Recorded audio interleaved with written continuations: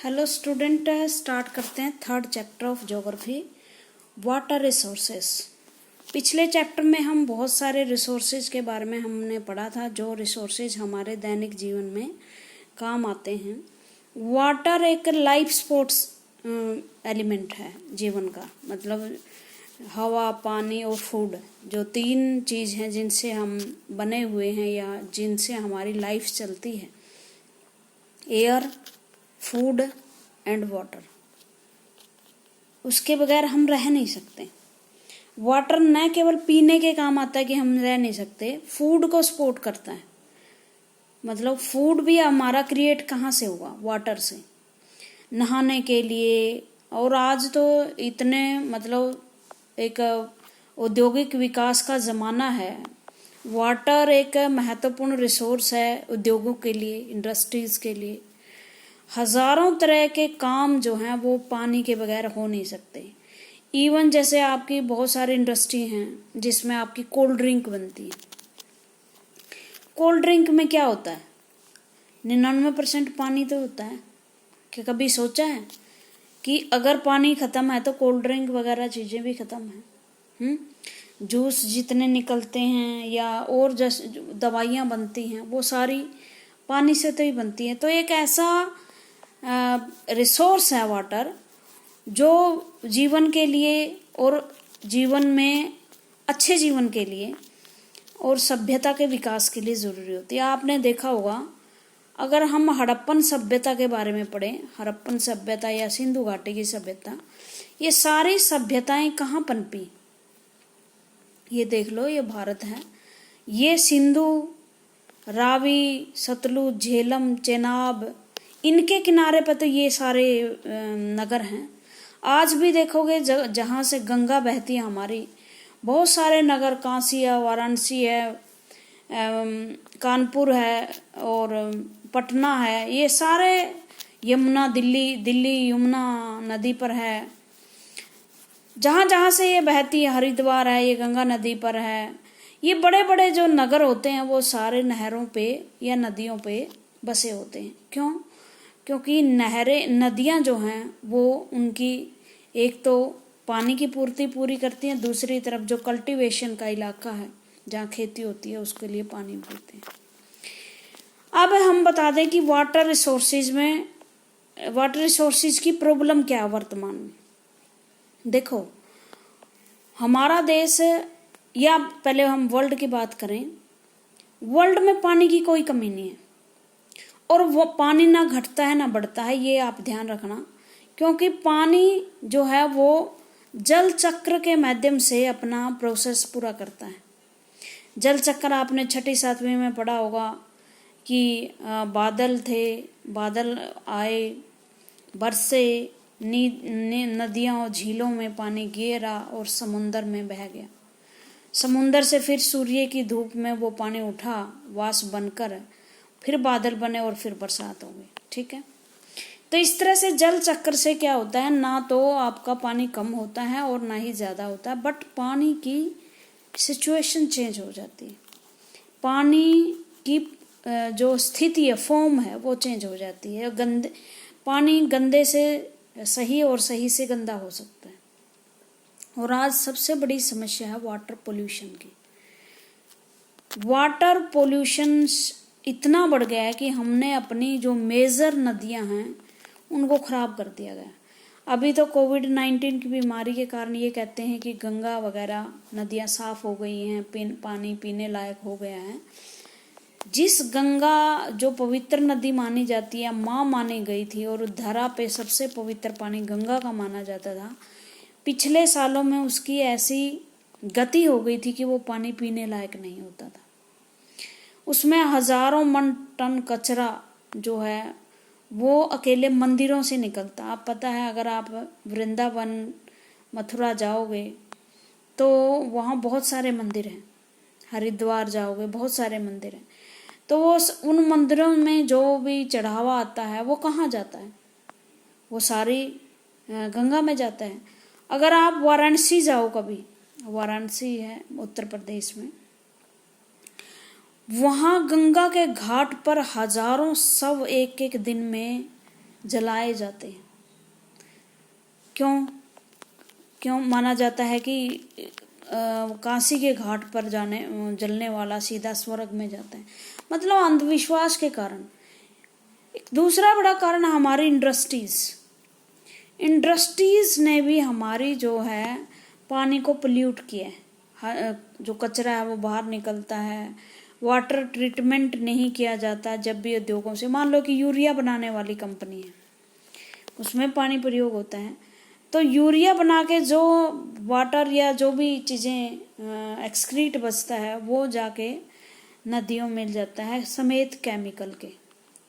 ठीक है, और ये केमिकल जो है बहुत सारे वहाँ, एक तो नदी को पोल्यूट तो कर ही रहा है, उसमें कचरा बढ़ा रहा, कचरा से उसकी जो प्रवाह है वो रुक जाता है, और उसमें रहने वाला जो जैव मंडल है वो प्रभावित होता है, वो भी खत्म हो जाता है।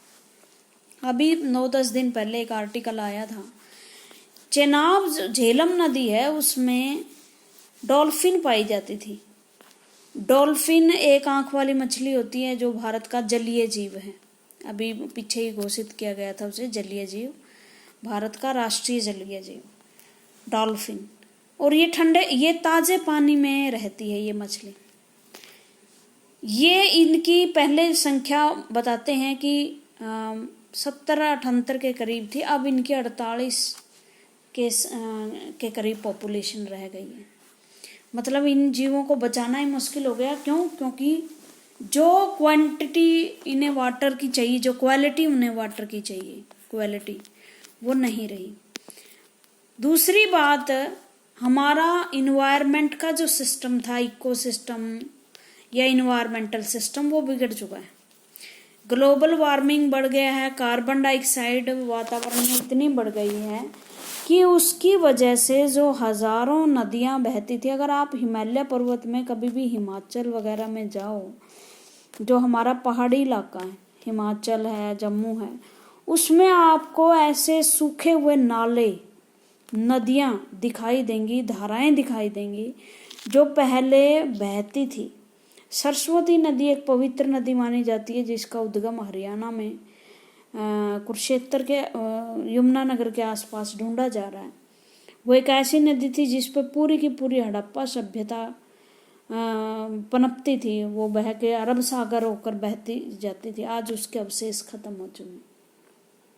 वो तो चलो अभी हमें दिखाई भी नहीं दे रही, अब तो सैटेलाइट से उसे ढूंढा जा रहा है और मिल गए हैं बहुत सारे उसके चिन्ह मिले हैं। सरस्वती नदी के छोटी छोटी लेक बनी हुई है उसकी बहुत सारी। अगर आप जम्मू कश्मीर, हिमाचल प्रदेश में जाओ तो ऐसी हजारों नाले, नदियां हैं ये यहाँ से निकलने वाले जो सूख चुके हैं। उनके सिर्फ अवशेष हैं कि छोटे छोटे पत्थर वहाँ पड़े। उनसे पता चलता कि यहाँ कभी नदियाँ और नाले बहा करते थे।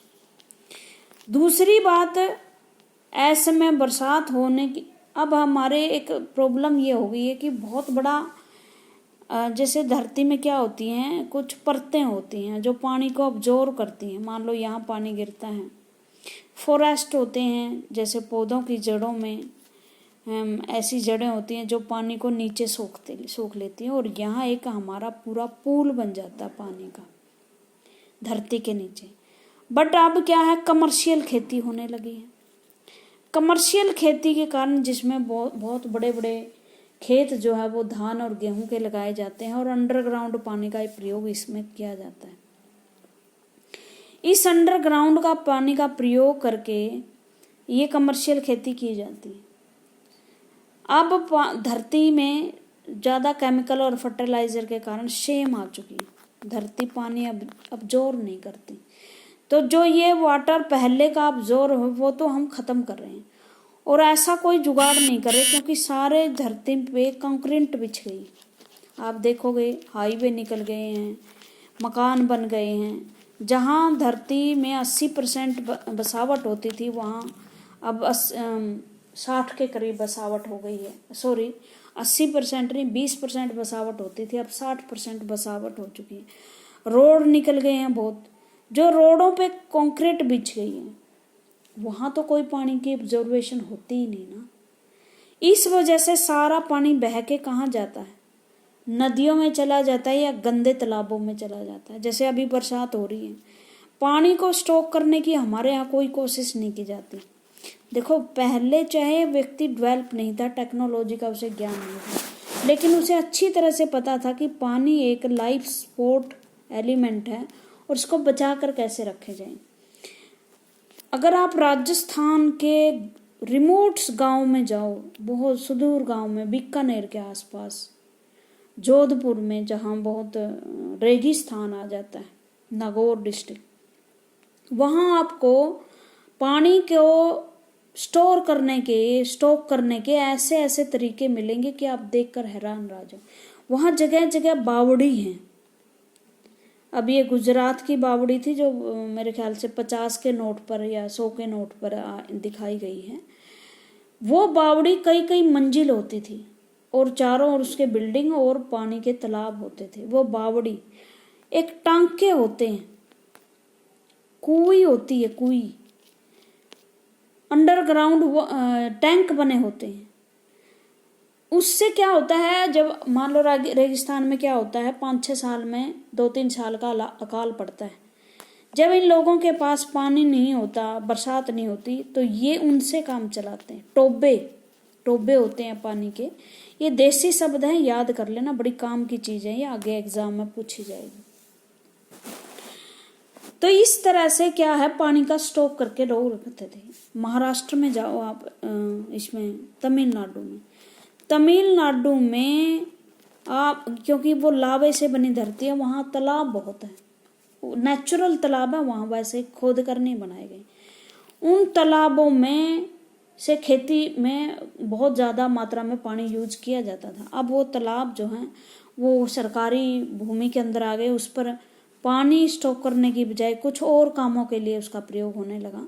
तो तमिलनाडु में तालाब कम होते जा रहे हैं, स्टॉक जो पानी का था वो कम हो रहा।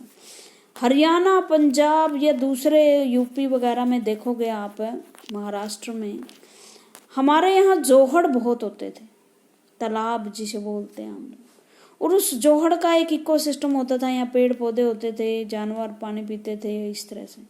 आज ये जोहड़ खत्म हो चुके हैं। पानी जो गांव का है एकदम, जब बारिश आती है तो निकल नहीं पाता, कहाँ उसे जो एक्स्ट्रा पानी होता है, और इस वजह से बाढ़ें बहुत जल्दी आ जाती हैं। ना उनका खेती में प्रयोग होता है, ना उनका प्रयोग पीने लायक होता है, और जो इतना अच्छा पानी शुद्ध बरसात का माना जाता है वो वैसे ही बहकर चला जाता है। मतलब ये है कि जो पुराने सिस्टम होते थे हमारे पानी को स्टॉक करने के, वो खत्म हो चुके हैं, और आज हम पानी को एक लाइफ सपोर्ट सिस्टम की तरह प्रयोग नहीं करते।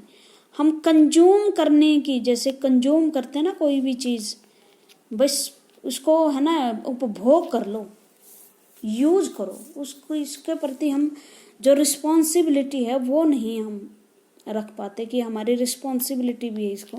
जैसे गांव में देखोगे पाइप खुले चलते रहते हैं, कोई बाइक धो रहा है, कोई कार धो रहा है, इस तरह से, लेकिन उनको पता नहीं है कितनी इम्पोर्टेंट चीज़ है और कितनी ज़रूरी है लाइफ के लिए। ठीक है, तो बहुत सारी समस्याएं हैं, इसमें हम पढ़ेंगे कि क्या क्या चीज़ें हैं जो वाटर के सामने प्रॉब्लम है। अभी रिसर्च ये कह रही है कि धरती का जो साफ पानी है, जो सिर्फ 1.99% है, 2% के करीब पानी है, और उसमें से भी 2% में से भी जो 90% पानी है वो ग्लेशियर्स में है। ग्लेशियर्स मतलब बर्फ के जो नदियां होती हैं या बर्फ के पहाड़ों पर जो बर्फ जमा रहती है वो तेजी से पिघल रहे हैं, वो ग्लोबल वार्मिंग के कारण, क्योंकि दिन प्रतिदिन जो है वो तापमान बढ़ता जा रहा है। पहले ये बताते थे कि 5 दिन बहुत ज़्यादा एक्सट्रीम गर्मी के होते थे, जहाँ एवरेज तापमान जो है वो 37 डिग्री से ऊपर होता था, लेकिन धीरे धीरे इन दिनों की संख्या बढ़ती जा रही है। 15 के करीब दिन गर्मियों में हो चुके हैं भारत में। इस तरह से ये प्रभाव जो है ग्लेशियर्स पर भी पड़ रहा है, और ग्लेशियर्स पे पड़ने की वजह से ग्लेशियर तेजी से पिघल रहे हैं। वो नदियां जो 12 मासी बहती थी थोड़ा थोड़ा पानी लेके, अब वो एकदम ज़्यादा फ्लो करेंगी, ज़्यादा ग्लेशियर पिघलेंगे, तो समुद्रों में खारा पानी होता है, ग्लेशियर्स में ताज़ा पानी होता है। तो ग्लेशियर का जो ताज़ा पानी है, बढ़िया पानी, वो पिघल कर कहाँ आ जाएगा, समुद्रों में आ जाएगा, और समुद्रों में होकर वो खारा पानी हो जाएगा, और इसकी वजह से पानी के जो संकट वो पैदा होने वाला है। अगर आप दुबई जैसे शहरों में जाओगे ना, आप भी वहाँ कोल्ड ड्रिंक और दूसरी चीज़ें तो आपको सस्ती मिल जाएंगी, लेकिन पानी की बोतल आपको 200-300 रुपए की मिलेगी, ठीक है ना। और उसका भी पता नहीं है शुद्ध पानी है या नहीं। क्यों? क्योंकि उन लोगों के पास स्वच्छ पानी या पीने के पानी की बहुत ज़्यादा कमी है। आप तो एक अच्छे इस देश में रह रहे हैं, हमारे देश में पानी की कोई कमी नहीं है। हमारा देश, अगर हम सर्वे की बात माने, जैसे सर्वे करते हैं, तो हमारा देश विषुवत रेखा पर है, जहाँ पानी, बरसात बहुत होती है, नदियाँ झीलों का देश हमारा, ग्लेशियर्स भी हैं हिमालय पर्वत के, तो हमारे यहाँ पानी की ज़्यादा दिक्कत नहीं है। बट हम अपने गलत तरीके अपनाकर पानी को प्रदूषित कर रहे हैं, ठीक है। चैप्टर पे आते हैं। ये दो भाई बहनों की डिस्कशन है, जिसमें फ्लड दिखाई गई है असम में। अगर आज अभी भी देखोगे आप, बिहार और असम में बाढ़ आई हुई है, और उसमें बहुत ज़्यादा विनाश हो चुका है, लोग घर से बेघर हो चुके हैं। तो इस तरह से ये आपस में बातें कर रहे हैं कि मतलब पानी की क्या इम्पोर्टेंस है, किस तरह हमें बचा कर रखना चाहिए। उसके बाद हम चैप्टर पे आते हैं। You already know that 3/4 of the earth surface is covered with water. 3/4 का मतलब आप देख लो कितना हो गया, 3/4, ठीक है। 75% पानी, 75% पानी है, 25% लैंड है, और 75% पानी में से 97-98 के करीब वाटर ग्लेशियर्स में, महासागरों में है। 2% पानी है जो साफ है, but only A small proportion of it account for fresh water. लेकिन थोड़ा सा ही वाटर इसमें से फ्रेश वाटर है, साफ है, जो पीने योग्य है। That can be put to use, जो हम यूज करते हैं। This fresh water is mainly obtained from the surface runoff and groundwater that is continuously being renewed and recharged through the hydrological cycle। और यही वाटर क्या होता है, हमें मिलता है कंटिन्यूसली अंडरग्राउंड वाटर से, और उस वाटर से जो हाइड्रोलॉजिकल साइकिल से चलता है। मैंने जल चक्कर बताया है ना, बादल, बादल से नदियाँ, नदियाँ समुंदर, समुंदर से भाप, भाप से फिर बादल। ये हाइड्रोलॉजिकल सर्कल होता है, जिसके द्वारा पानी है जो दोबारा एक बार उसमें जाता है, इन्वायरमेंट में जाता है, और दोबारा फिर वो पृथ्वी पर लौट कर आता है। All water move with in the hydrological cycles ensuring that water is a new renewable resource. याद रखना, ये रिन्यूएबल मैंने पहले भी बताया है, ऐसी चीज जिसका हम नवीकरण कर सकते हैं, जो दोबारा पैदा हो सकती है, और वो दोबारा पैदा होती है हाइड्रोलॉजिकल साइकिल से। You might wonder that if the 3/4 of the world is covered with water and water is a renewable resource, then how is it that countries and regions around the globe suffer from water scarcity? अब ये कहता है कि जब हमारे पास इतना पानी है और पानी की कोई कमी नहीं है, तो बहुत सारे क्षेत्र ऐसे क्यों हैं जो वाटर की कमी है। देखो, अगर आप अफ्रीका महाद्वीप में जाओ, अफ्रीका महाद्वीप वो विषुवत रेखा के पास है, लेकिन इसके बहुत सारा भाग जो है वो चट्टानी है। इसका ये इलाका लगभग ताजे पानी से बिल्कुल मतलब महरूम है। यहाँ पानी नहीं मिलता पीने के लिए, बहुत दूर दूर तक लोग जा जाकर पानी प्रयोग करते हैं, ठीक है। आज के लिए इतना ही, थैंक यू।